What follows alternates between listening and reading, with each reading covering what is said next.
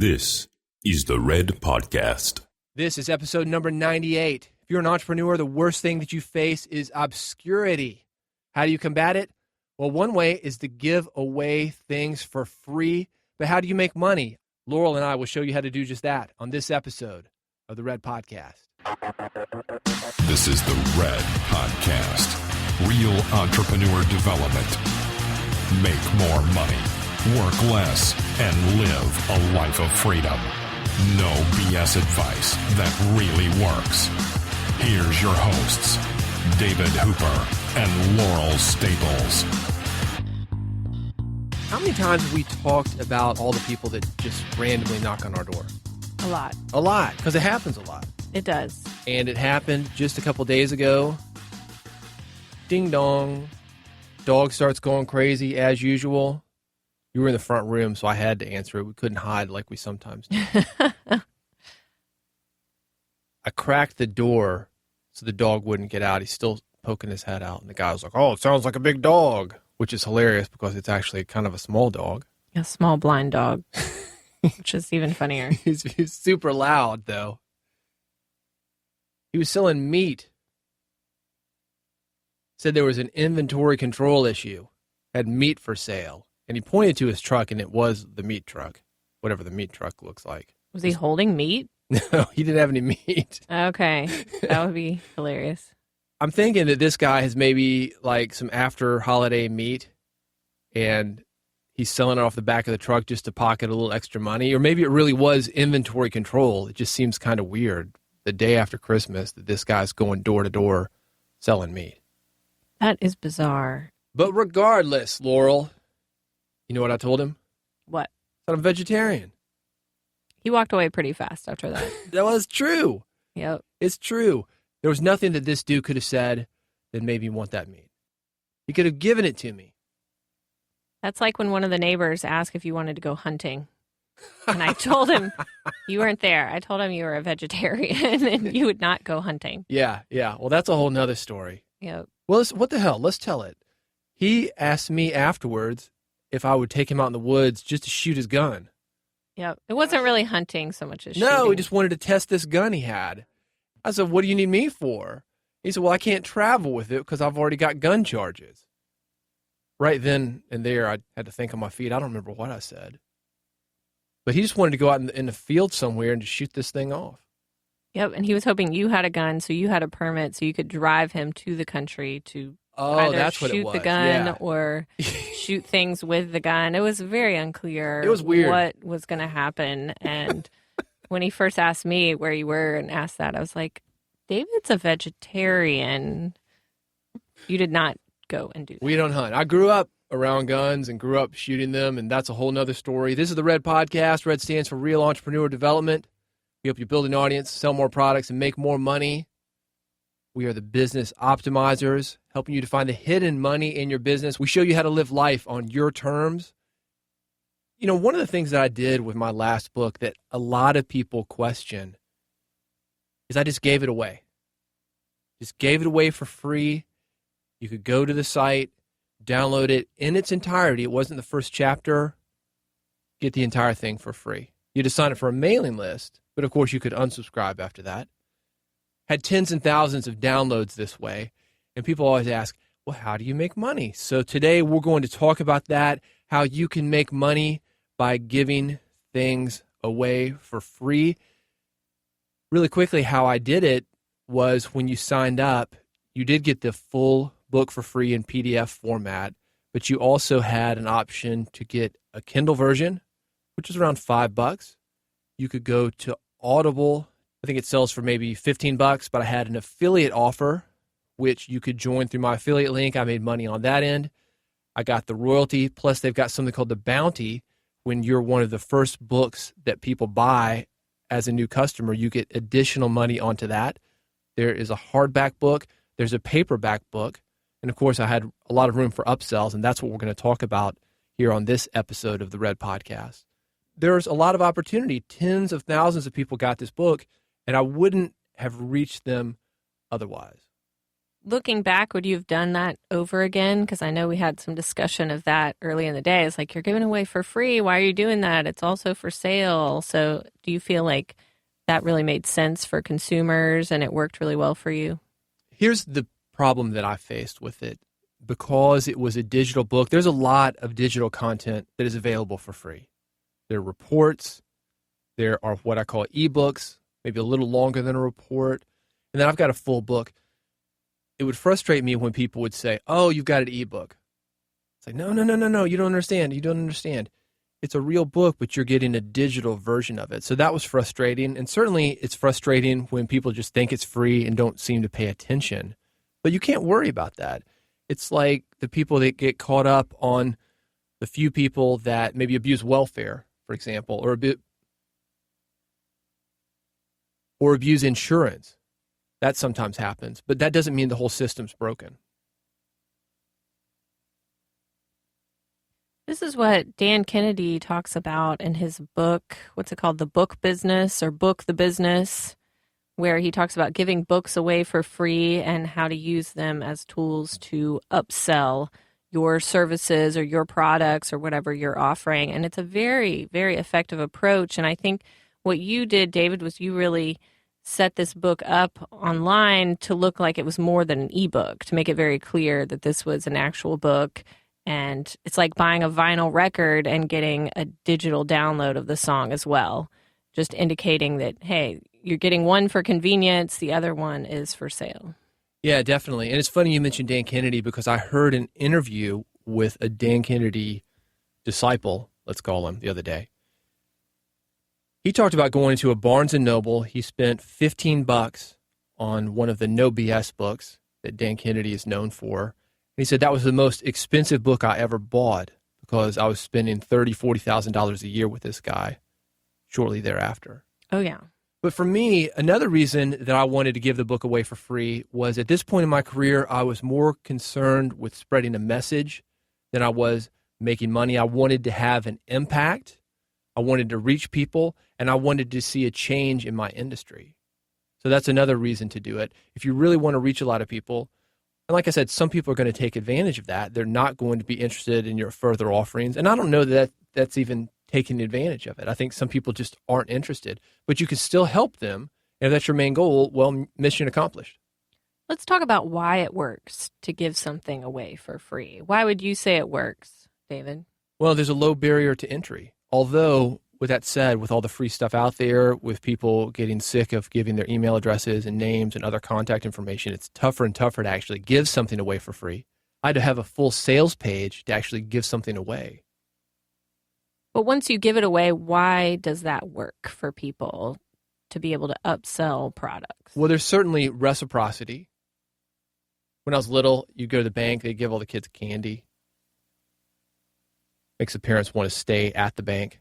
Hey, they're treating my kids right, therefore they're going to treat me right. You've probably seen maybe people asking for money, walk up to you, put a flower in your hair. Has that ever happened to you? No. Pin a flower on you? Sounds like something that might happen in Europe. Well, I had it happen in Hawaii one time.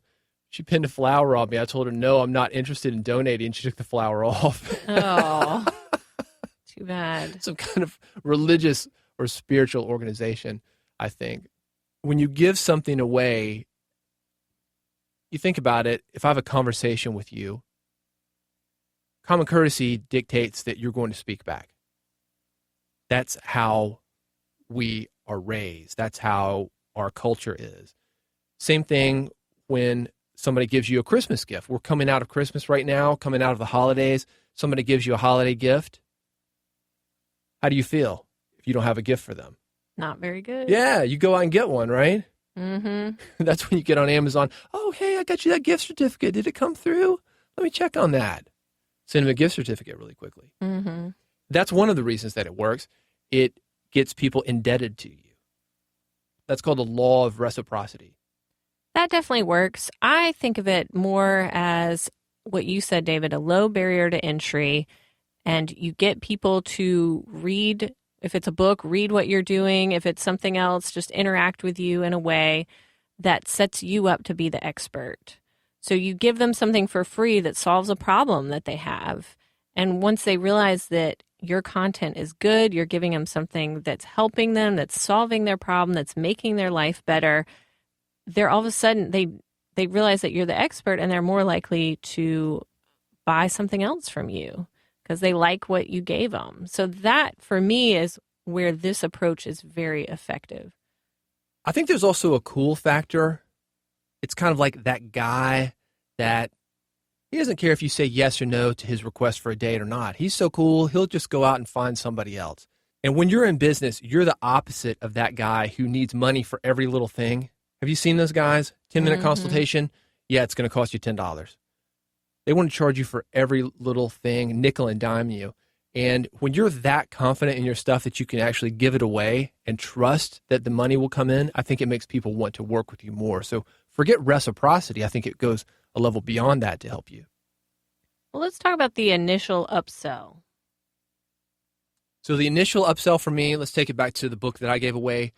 PDF book. This has worked extremely well for me. And I actually got it from the music business because we would see people give away a song, give away a digital download, an MP3 file perhaps, and have people purchase the full album. With me, what I would do, you give away the full PDF book. They can purchase, as I mentioned, the Kindle, which is a little bit easier to read because you've got an appliance that you can read on. You don't have to read it on your computer screen or print it out. You've got a paperback book.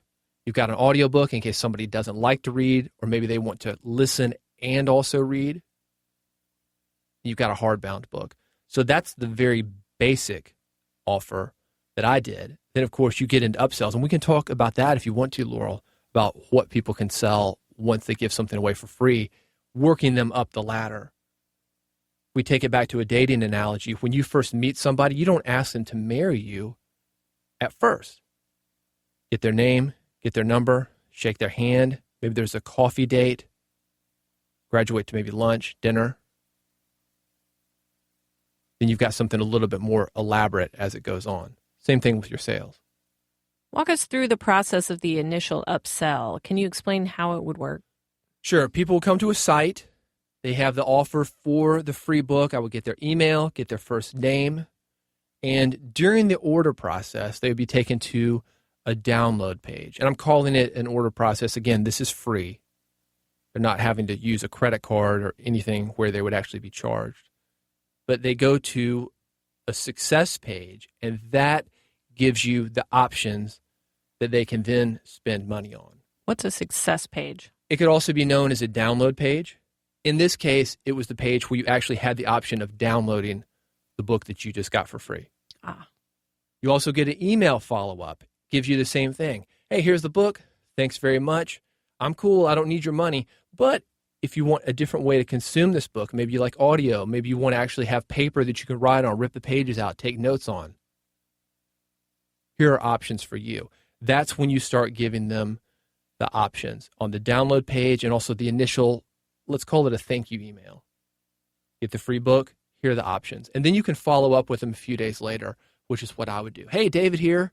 Just checking to make sure that you got the book okay. I know you got the download page a couple days ago, but if you didn't, here's the link again. Get it, download it, use it. If you've got any questions, let me know. And by the way, if you're sick of the download, you found out that that's not something that's going to work for you, but you still like the content, I've got other options, then go through those options again. Do you find it's more effective to try to upsell them in that initial thank you autoresponder email? Or whether it's better to just, in your case, send them the book in that first email that auto responds, and then maybe a couple days later send them links to the upselling products that you're offering? What sounds better to you? Because I think for me, just sending something out that's like, hey, I know you got this for free, but buy more, makes me feel like bombarding them with stuff. So I just wonder your process there. Well, I don't feel like I'm bombarding them because I'm saying, hey, here's the free initial book that you got. This is exactly what you ordered. 100% of it is there. There's no bait and switch. However, if you'd like to consume it in a different way, here are some options. So it wasn't like a bait and switch. It wasn't like, hey, this is just the first chapter. You really want the full one. Or I left out the very best stuff. Get the full one. It wasn't like that.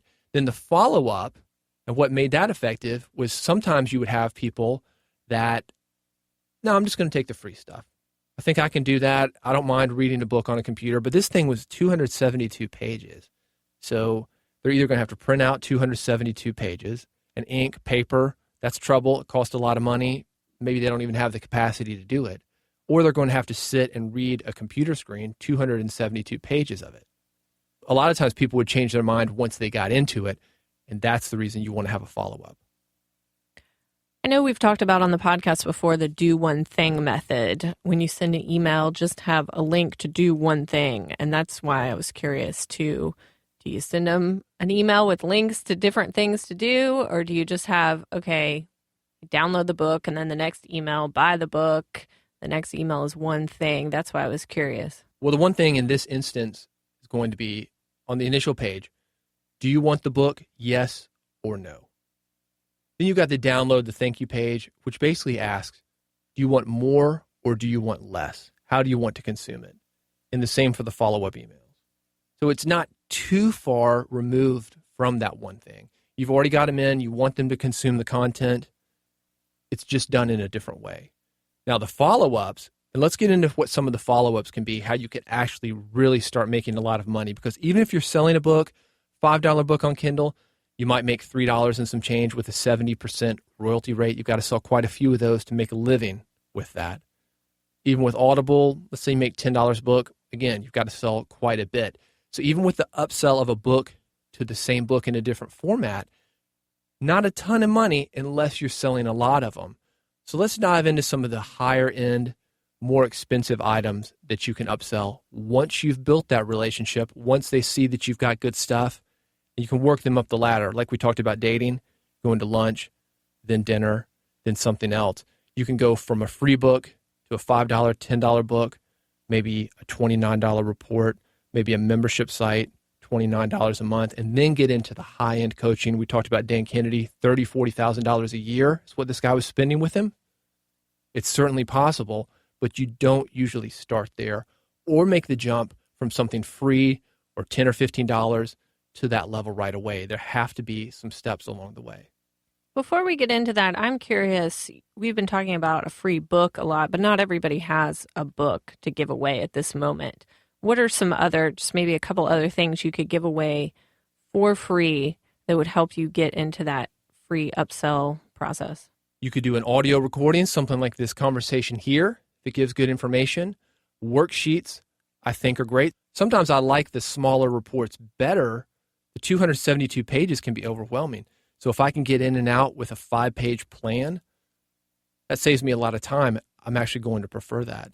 So it doesn't have to be a long book. It could be a report. It could be a worksheet. It could be a conversation. It could be a video.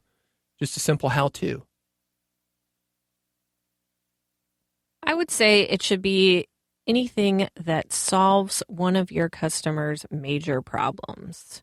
So not something that's fluff, not something that they can just put aside, but something that really solves just one of their major problems. And once you show them that you can help them solve something to make their lives better, they're going to be hooked after that. So I would really hone in on what is it that your clients or your customers need from you and hook them in that way and create whatever it is that you're creating for free.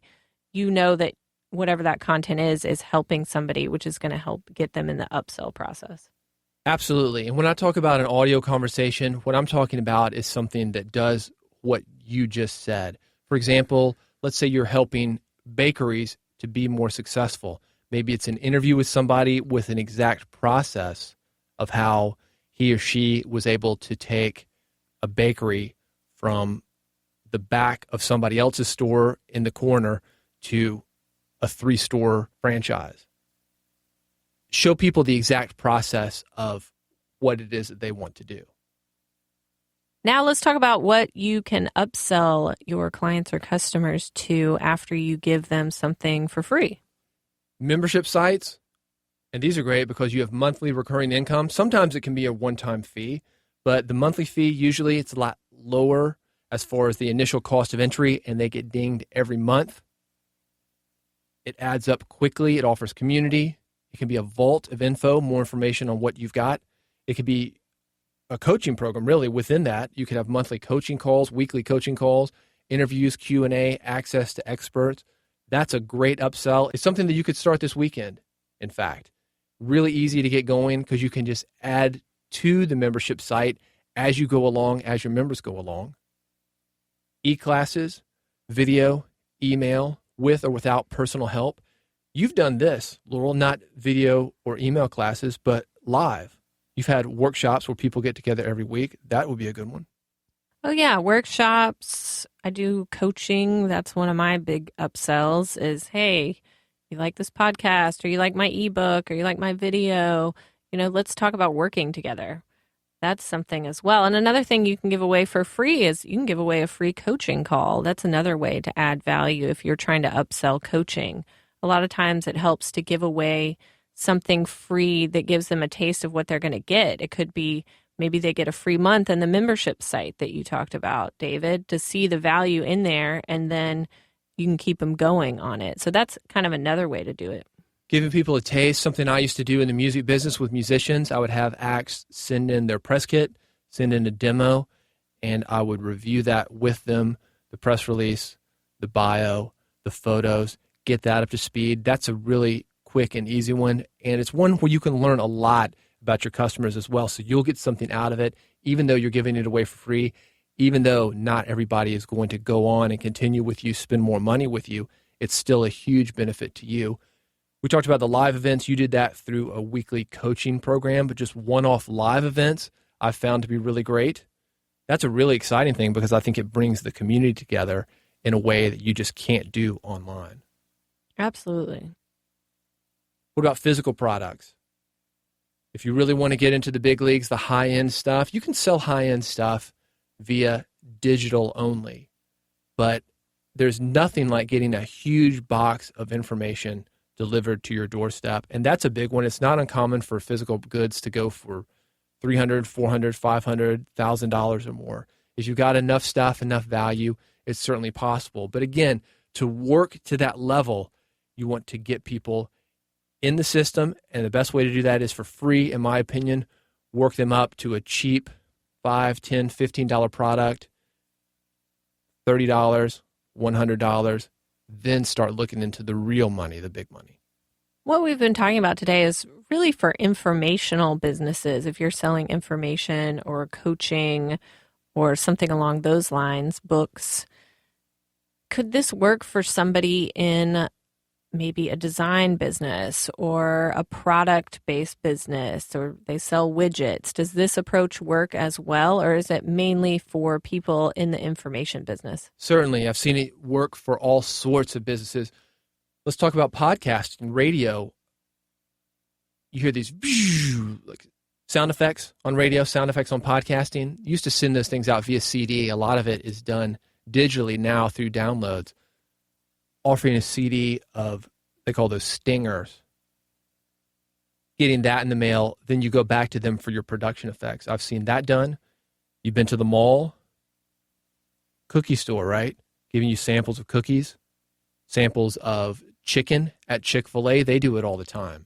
So it works for every business. You get people in with a taste, then they're going to want the full goods. You've been to Costco?